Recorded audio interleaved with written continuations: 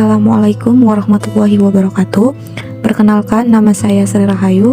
Saya dari kelas PGSD 1D. Di sini saya perwakilan dari kelompok 9 yang akan menjelaskan tentang konsep dan teori belajar. Definisi belajar. Gagne menjelaskan, belajar, learning is a process of which certain kind of living organism are capable. Bahwa belajar tidak hanya terjadi pada manusia, melainkan juga makhluk hidup lain. Belajar merupakan perubahan yang relatif menetap, kemudian dipertahankan sampai terjadi interaksi dengan lingkungan luar. Definisi kedua dari M.C. Connell yang berbunyi, learning is a process by which an individual through his activity become change in his behavior. Learning is the modification of behavior through experience and training. Belajar adalah proses di mana seseorang melalui kegiatannya menjadi berubah tingkah lakunya.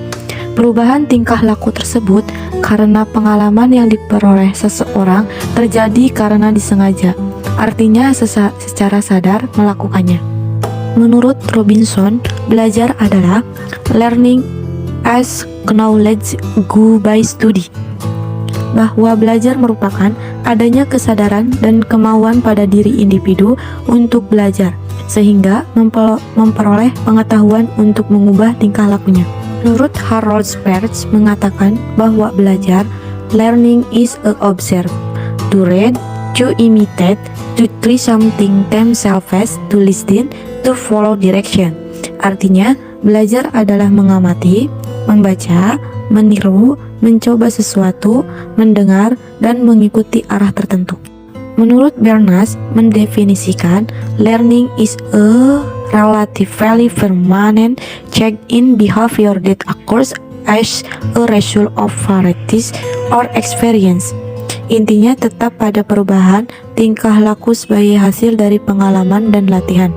Apabila ada pengalaman atau kegiatan yang dialami oleh seseorang, baik berupa latihan ataupun bukan, akan tetapi menimbulkan perubahan yang relatif permanen, maka hal tersebut dapat dikatakan belajar betapapun kecilnya. Ciri belajar sebagai berikut. 1. Belajar adalah aktivitas individu yang menghasilkan perubahan pada diri individu pembelajar, baik aktual maupun potensial. 2. Perubahan itu berupa kemampuan baru yang berlaku dalam waktu yang relatif lama. 3. Perubahan itu terjadi karena usaha yang memerlukan keterlibatan diri, karena tanpa keterlibatan itu, belajar tidak akan terjadi. Menurut Robert Kahn mengemukakan ciri-ciri penting dari belajar sebagai berikut. 1. Belajar adalah proses dalam diri manusia. 2. Belajar pasti melibatkan interaksi dengan lingkungan. 3. Belajar dapat disimpulkan terjadi apabila ada suatu perubahan tingkah laku si pembelajar. Prinsip-prinsip belajar.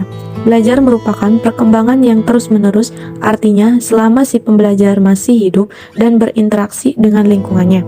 2. Belajar hendaknya mempunyai tujuan bagi si pembelajar. 3. Belajar adalah suatu proses aktif bagi si pembelajar. 4. Belajar merupakan kegiatan atau aktivitas yang melibatkan panca indera. 5. Belajar hendaknya menantang dan memberi kepuasan. 6. Belajar hendaknya menghasilkan pengertian fungsional. 7. Belajar memerlukan banyak pengalaman. Faktor-faktor yang mempengaruhi belajar antara lain: 1. Bahan atau hal yang harus dipelajari. 2. Faktor-faktor lingkungan. 3. Faktor-faktor instrumental. 4. Kondisi individual si pembelajar. Ada pembagian lain terkait dengan faktor-faktor yang mempengaruhi belajar orang dewasa menurut Trifathi sebagai berikut. 1. Kejelasan tujuan antar warga didik dan peserta didik. 2. Tingkat aspirasi peserta didik. 3. Pengetahuan tentang faktor keberhasilan dan kegagalan. 4. Tingkat pengertian warga belajar. 5. Usia warga belajar. 6. Pengaruh lingkungan fisik dan sosial. 7. Belajar dipengaruhi oleh emosi. Materi selanjutnya akan diteruskan oleh Bilal Arizki. Terima kasih. Teori-teori belajar. Teori behavioristik. Teori perilaku berakar dari pemikiran behavioris. Dalam perspektif behaviorisme, pembelajaran diartikan sebagai proses pembentukan hubungan antara rangsang atau stimulus dan balas atau respon. Pembelajaran merupakan proses pembiasaan. Hasil pembelajaran diharapkan adalah perubahan perilaku berupa kebiasaan. A. Koneksionisme, membentuk kesan panca indera. B. Classical conditioning, menciptakan manipulasi lingkungan. C. Systematic behavior, membentuk sikap sistematik. D. Cognitive conditioning, menciptakan kondisi pembinaan kognitif. Dalam perspektif teori kognitif, belajar merupakan peristiwa mental, bukan peristiwa behavioral.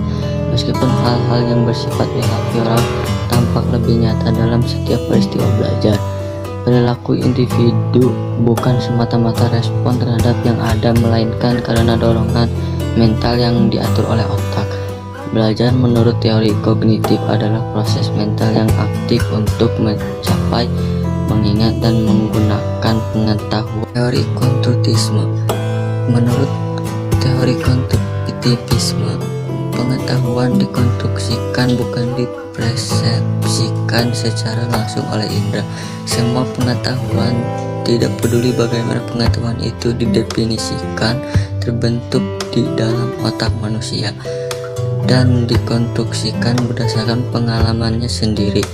Semua pemikiran orang berdasarkan pada pengalamannya sendiri, sehingga bersifat subjektif. Implikasi teori belajar dalam belajar orang dewasa. 1. Traditional sensory stimulation theory, atau pembelajaran atau materi merangsang panca indera. 2. Reinforcement teori, atau implikasi pada sesuatu yang menyenangkan. 3. Facilitation, atau sebagai fasilitator atau pelancaran. 4. Andragogi, atau mendidik dengan cara orang dewasa. Sekian dari saya, kurang lebihnya mohon maaf. Wassalamualaikum warahmatullahi wabarakatuh. Terima kasih.